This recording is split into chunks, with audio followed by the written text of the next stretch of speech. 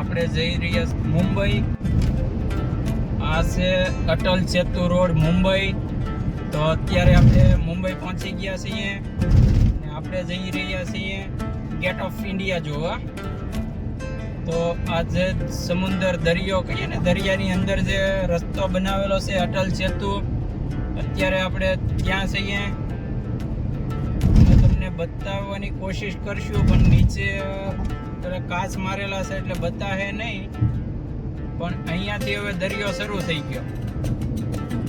આ જે રસ્તો છે તે દરિયાનો વચ્ચે છે. આ 25 કિલોમીટર અહીંયાથી દરિયાની વચ્ચે રસ્તો છે.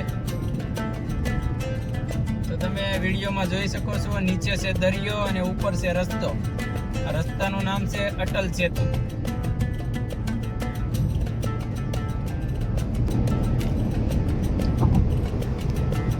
આપણે અત્યારે અટલ સેતુ બ્રિજ ઉપર જઈ રહ્યા છીએ.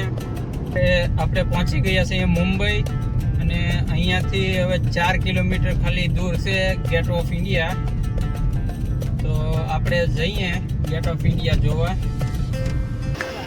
અત્યારે આપણે પહોંચી ગયા છીએ ગેટ ઓફ ઇન્ડિયા.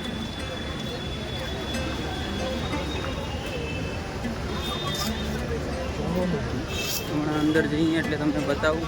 જે તમે જોઈ રહ્યા છો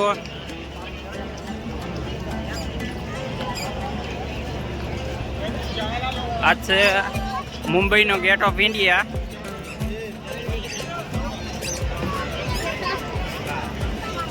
અને ગેટ ઓફ ઇન્ડિયાની એક્ઝેક્ટ સામે છે તાજ હોટેલ. તો આ છે તાજ હોટેલ, આ છે ગેટ ઓફ ઇન્ડિયા. બંને સામ સામે છે અને આજે રજા હોવાના કારણે બહુ અહીંયા ભીડ છે.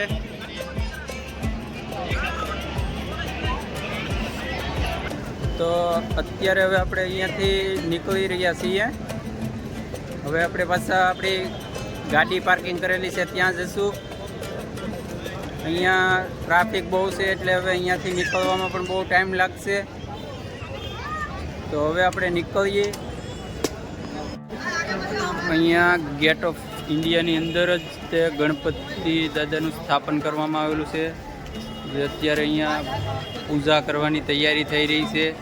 મુંબઈ આવીએ અને વડાપાવ ન ખાઈએ એવું તો બને જ નહીં. તો આપણે મુંબઈથી લીધું છે વડાપાવ, જે રસ્તે ચાલતા ચાલતા ખાઈ રહ્યા છીએ. આપણે ગાડી મૂકેલી છે પાર્કિંગમાં. અત્યારે આપણે મુંબઈથી નીકળીએ છીએ. આજે ત્યાં મુંબઈમાં જ છીએ. આ છે અહીંયાનો અંડરગ્રાઉન્ડ રોડ અને આપણે તાજ હોટલ જોઈ અને હવે નીકળીએ છીએ